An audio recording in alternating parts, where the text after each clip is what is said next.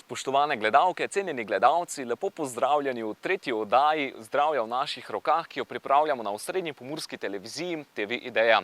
V prejšnji oddaji smo se dotaknili analize tal in časa setve, no danes pa je čas za ekološko kmetovanje. Zato bomo obiskali Vilo Natura, kjer je gospod Marko Slavič specialist za ekološko kmetovanje. Da ne bomo preveč dolgo zadrževali in da gremo malo iz teh jesenskih temperatur v notranje prostore, najbolje, da kar skočimo na Vilo Natura, kjer nas že čaka Marko Slavič. Pridite z mano.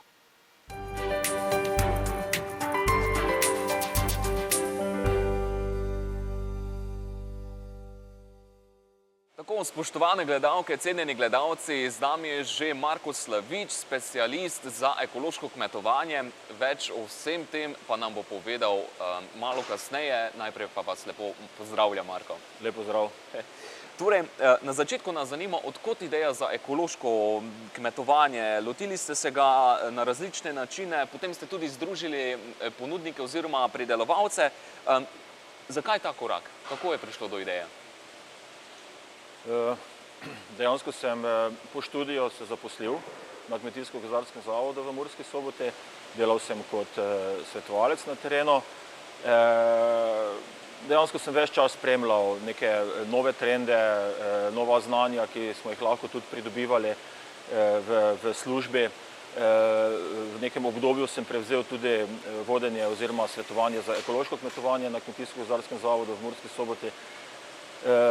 Nekako sem potem tudi videl dejansko trende v svetu, da so se obračali, da je dejansko vedno več bilo povpraševanja po zdravi ekološki prehrani, da so ljudje začeli drugače razmišljati, da tudi se je hrana začela uvajati v javne ustanove in na nek način sem začutil kot prvo veselje do tega, kajti tudi sam sem obdeloval kmetijo oziroma imamo kmetijo, katero smo obdelovali še takrat na konvencionalni način in kot prvo seveda to, da sem želel tudi sam ekološko kmetovati, ker se mi je zdelo to nekako edini pravi način kmetovanja na dolgi rok.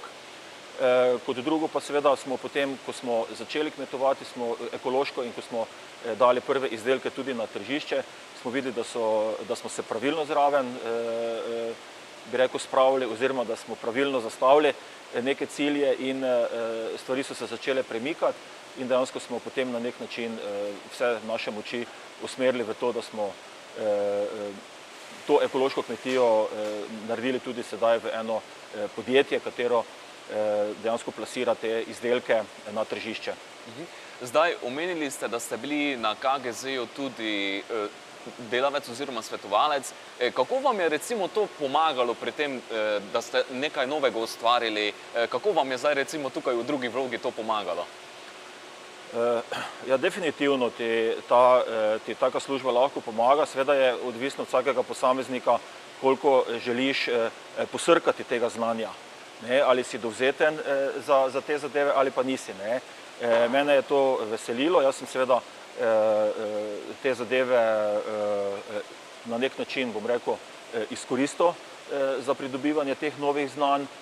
Seveda smo tudi hodili na določena izobraževanja, imel si vpogled v dejansko zadeve, ki se dogajajo, seveda pa tako kot sem rekel, si mogel tudi sam biti ambiciozen, da si dejansko te stvari tudi potem speljal oziroma da si jih lahko prenašal tudi na druge uporabnike.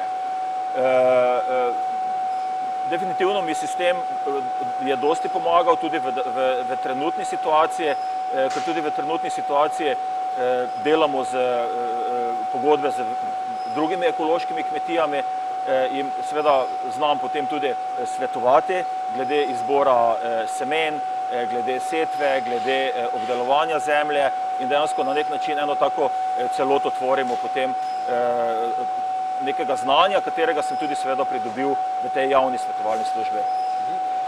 Zdaj, če se zopet malo dotaknemo tega ekološkega kmetovanja, zdaj za javne zavode, torej predvsem za šole in vrtce, je tudi obvezen delež ekološke pridelave oziroma odstotek izdelkov ekološkega izvora. Zdaj, kako je uvedba te obveze vplivala na samo naročanje v javnih sektorjih oziroma zavodih? Ja, dejansko zaveza javnih zavodov že kar dolgo traja. Dejansko po zakonu so javni zavodi že kar dolgo časa zavezani za naročanje ekoloških živil. Nažalost se v preteklih obdobjih ni to izvajalo v takem obsegu, kot bi si mi želeli. Čeprav so razpisi bili narejeni, ogromno razpisov je bilo narejenih, mogoče tudi fiktivnih, da so se naredili, vprašanje ali so se izvedli v taki količini, kot so bili podani v sam sistem javnega naročanja. Stvari so se spremenile, moram reči. Trenutno so javni zavodi v tem prehodnem obdobju dolžni naročati 13% skupne količine ekoloških živil, od naslednjega leta bo to 15%. Moram reči, da se je v zadnjih 3-4 letih kar dosti spremenilo. Seveda tudi mi sami dejansko spodbujamo javne zavode, da jim pokažemo, da to zmoremo, da jim lahko dostavimo, da smo zanesljiv partner tudi v tem pogledu. Je pa se tudi, mislim, da spremenilo v samem razmišljanju. Mislim, da organizatorji prehrane, kateri urejajo dejansko te prehranske smernice, spodbujajo tudi kuharje v šolah in vrtcih, da dejansko te stvari po teh ekoloških stvareh, izdelkih posegajo.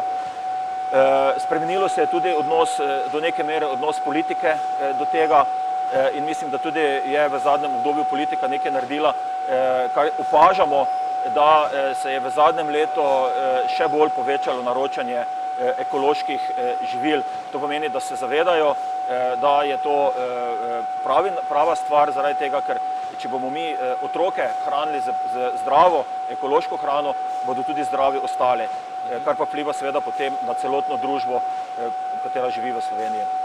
Pa se vam zdi, da so ti načini naročanja in pa razpisi ustrezno urejeni? Dejansko je, mislim, ustrezno urejeni. Dejansko vsaka šola na nek način ima neke strokovnjake, kateri urejajo te razpise. Definitivno si želimo, da bi bilo še več vključene te ekološke hrane. Ko pogledamo, na primer, procentualno, koliko se naročuje ekološke hrane, koliko se naročuje, ne vem, mesa ali drugih izdelkov, na primer, je tisto kapljica v morje. Tako da, predvsem bi si mi želeli, da ti razpisi, kateri so narejeni, kateri se dajo na portal javnih naročil, v primeru, da je nekdo izbran kot prvi dobavitelj, da se izvršijo 100%. Ker tudi mi, na primer, vlagamo ogromno truda v samo birokracijo, da se to pošilja. To je kar en kup papirjev, dejansko, da pridemo do tega, da to pošljemo, ki se nalagajo na portale in na koncu se nam tudi v nekih 20% dogodi, da smo izbrani kot prvi dobavitelj, najbolj ugoden, pa ne naročajo niti kilograma. In tu ne vem, kje se zgubljajo dejansko te zadeve. Zdaj, se vam morda zdi, da je ekološka pridelava tudi pripeljala do tega, da se tradicionalna žita, kot so recimo pira, zopet vrnejo nazaj, namreč vemo, da so že bila skoraj, lahko povemo, malo pozabljena. Ja, definitivno. Pira je bila, dokler ni prišla zopet ponovno ekološka pridelava, je bila pozabljena žito. Tako da vsekakor pira je trenutno, vsaj če gledam v našem portfelju, bom rekel, da je tretja žitarica po nekem obsegu prodaje, pridelave, predelave in tako dalje. Pač zelo zdravilno žito in mislim, da definitivno je ekološka pridelava pripeljala do tega, da se je zopet zbudila, se seje, vsaj med ekološkimi kmetijami, se seje v velikem obsegu ta pira. Ampak ni samo pira, so še tudi druge zadeve. Naprimer, mi se ukvarjamo tudi z starimi žiti, ki so še starejše kot je pira. To je enozrnica, ki je najstarejša žito, potem je dvozrnica, tako da so še to starejša žita, ki jih prav tako mi na naši kmetiji obujamo in sejemo vsako leto. Zdaj, nekaj o tistih procentnih deležih smo že govorili, pa vseeno, da preberem, torej strateški načrt skupne kmetijske politike za Slovenijo predvideva dvig ekološke pridelave, tukaj sicer piše na 18% površin, se vam zdi to izvedljivo? Ja, meni se zdi izvedljivo. Jaz sem ves čas zagovarjal, ko so stvari pripravljale tako daleč, da bi si mogli zastaviti še bolj ambiciozne cilje. Ne, to se pravi ne 18, ampak 25%. Ne, vemo, da druge države, naprimer kot je sosednja Avstrija, mislim, da je pristala nekje na 33-35%, ne. Tako da dejansko je pa res, da naprimer že pri 18% bomo mogli mi face delati. Ne. Dejansko celotna veriga od tistih, ki nastavljajo te zadeve, do nas, ki dejansko plasiramo te zadeve, bomo mogli fajn zavihati rokave in teh 18% doseči. Je pa tu seveda več zadev oziroma več faktorjev, kateri vplivajo in na prvem mestu so to seveda trgovci. Ali bodo naše surovine oziroma surovine slovenskih ekoloških kmetij sprejeli na njihove trgovske police, vedno je seveda tudi odvisno od cenovne politike, ne, in da po drugi strani imamo dovolj neke promocije, dovolj tudi finančnih sredstev za promocijo, da dejansko, in pa na tretji strani podpora politike, da dejansko stvar zaženemo in da naredimo res teh 18% oziroma še več. Sem pa optimističen. No, dobro vedeti. Ja, vseeno smo malo manjša država in se mogoče tudi zaradi tega smatra, ampak pustimo to. Ja. Bo to kdaj drugič tema. Se pravi, zdaj vemo, da je tudi pridelava pridelka na ekoloških kmetijah oziroma ekološke pridelave manjši delež, kot pa v primerjavi s konvencionalnim kmetijstvom.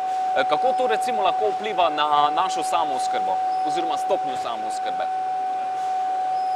Glejte, to je vedno se te stvari krešejo v javnosti, ne, da ekološki kmetje ne bomo mogli preživeti, ne. Jaz mislim, da dejstvo je, da je iluzorno razmišljati, da bi bilo 100% ekoloških kmetij, kar jih ne bo, ne. Ampak bomo prišli do neke meje, potem pa ne več. Tako da, če se pogovarjamo o nekih količinah, bo še vedno dovolj konvencionalnih kmetov, tudi verjetno tehnologija, tehnika, same pridelave bo šla naprej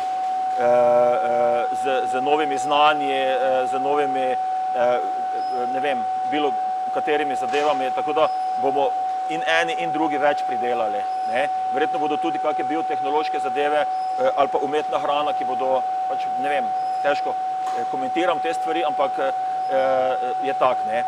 Je pa druga zadeva, ne, katero pa se mogoče premalo zavedamo, ki pa v svetu dejansko vedno več se o njej govori, se tudi pri nas, ampak vidim, da še je do neke mere neki odklon, ne. Verjetno bomo mogli tudi spremeniti prehranjevalne navade, ne. Že prej, ko sem omenil, kakva je kvota, kak je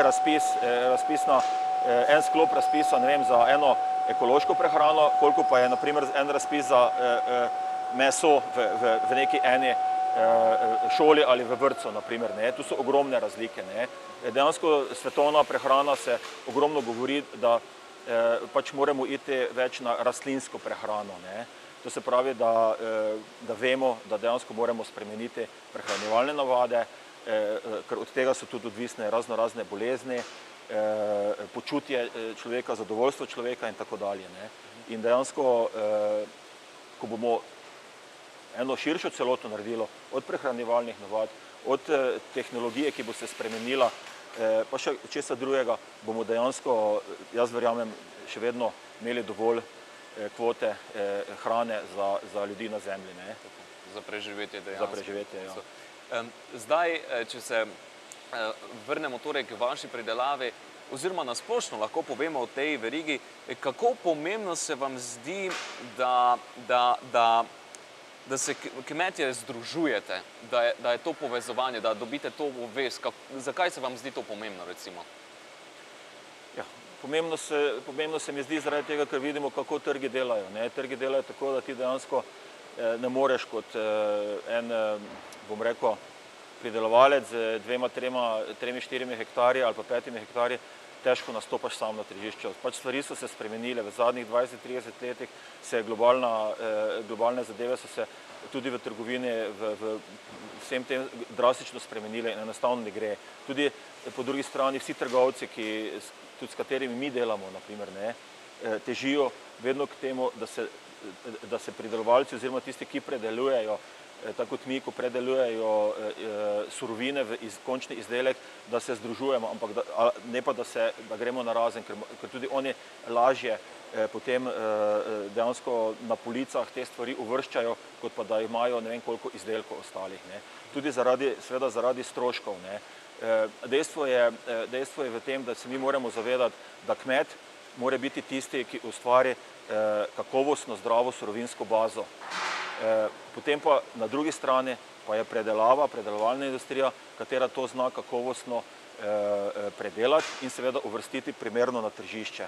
In tako bi dejansko moglo biti v današnjem času. Če bodo se stvari spremenile, bodo se spremenile, ampak trenutno je tako, da se moramo združevati, da moramo zagotavljati količine, ker edino na podlagi tega postaneš resen partner tudi na drugi strani nekemu trgovcu, da ve, da boš ga lahko celo leto oskrboval z nekim izdelkom, kot pa da ti nekje na polovico leta zmanjka. Zdaj, prej smo že malo nakazali na naše prehranjevalne navade in vse skupaj. Torej, končni potrošniki oziroma končni tisti del v tej verigi so torej kupci oziroma smo kupci, kakorkoli vzamemo. Zdaj, po vašem mnenju, kako se ta trg obnaša in kako vidite vidik potrošnika, torej nekoga, ki vam v trgovini ali pa pri pridelovalcu kupi ta ekološki pridelek oziroma izdelek? Ekološki potrošnik je zahteven potrošnik. Definitivno se tukaj na nek način deli, bom rekel, ekološki potrošnik se deli na več segmentov. To se pravi, tisti, kateri so zavestno verjamejo, čisto verjamejo v ekološko pridelavo, da je to dobro, seveda vedno verjamejo, da je to dobro za njih. Oni vlagajo dejansko v svoje zdravje, svoj denar vlagajo v svoje zdravje. In to je v zadnjem obdobju, v zadnjih, ne vem, letih, 10 je tega vedno več. Ljudje se zavedajo, tako kot vlagajo grejo na šport, vedno več, tako vlagajo tudi potem v prehrano, v kvalitetno, kakovostno prehrano. Potem imamo, dejansko je ekološka prehrana trenutno tudi trend, je trend prehrana, posegajo po tej prehrani od pač mamice z otroci, naprimer, do starejših starostnikov, ki so že starejši in tudi ti posegajo po tej prehrani in pa tudi seveda vmesno mladi, ogromno mladih. In pa imamo tistih, kateri zaradi zdravstvenih problemov so dobili dejansko nasvet, da se naj zaradi pač teh prehranjevalnih navad obrnejo na nekoga, ki ima ekološko prehrano oziroma da naj ekološko se prehranjujejo. Tako da v vsakem primeru je ekološki potrošnik zahteven potrošnik. Definitivno, da je ekološka hrana nekaj dražja od konvencionalne hrane. Lahko je nekaj, lahko je dosti. In normalno, da zahteva potem tudi ekološki potrošnik neko kvaliteto, višjo dodano vrednost, kar mu seveda moramo nuditi. Tako. Zdaj, kaj bi pa recimo svetovali mladim oziroma že mladim kmetom oziroma bodočim, se mislijo povedati, zakaj naj bi se odločili za ekološko kmetovanje? Ja, za ekološko kmetovanje v prvi vrsti se mora za ekološko kmetovanje odločiti nekdo, ki verjame v to. Imel sem dosti primerov, ko sem jih tudi sam nagovarjal, ampak mogoče ni bil pravi čas, ampak na nek način, ko se odloči nekdo za ekološko kmetovanje, takrat je vedno pravi čas za njega. Vsekakor si mora vsak pri sebi premisliti.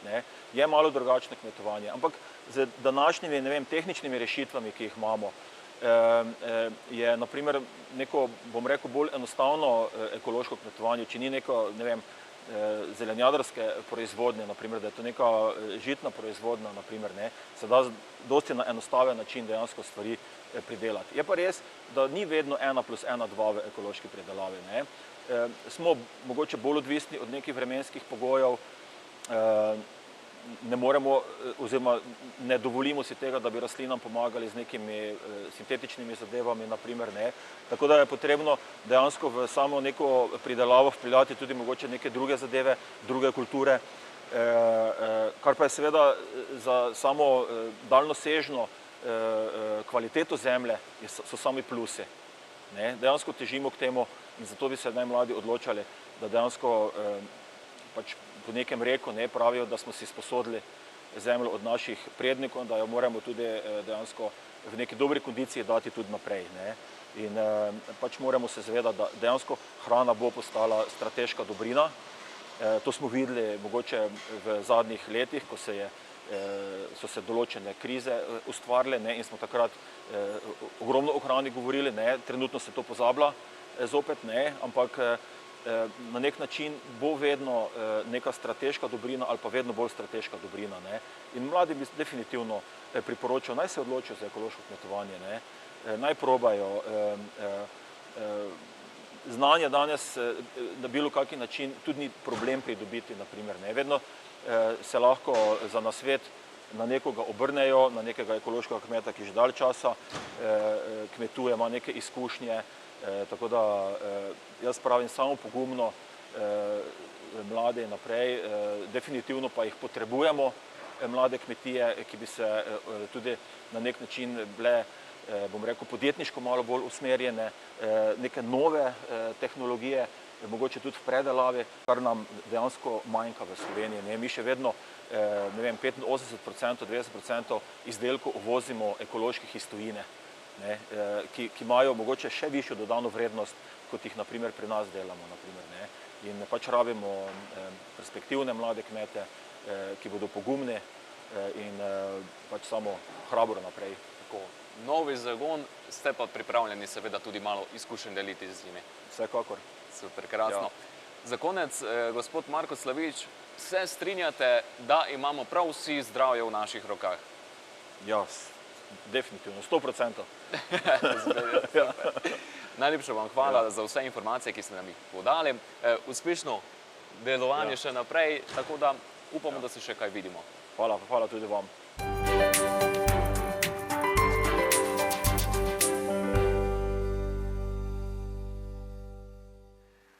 Tako, spoštovane drage gledalke in gledalci, tukaj se tudi današnja oddaja počasi zaključuje. Hvala še enkrat Marku Slaviču iz Vila Natura, da nam je povedal vse o ekološkem kmetovanju, pa tudi verjetno razbil kakšen mit o tem. Zopet pa se vidimo prihodnji mesec, zato nas spremljajte in ne pozabimo, vsi imamo zdravje v naših rokah. Nasvidenje.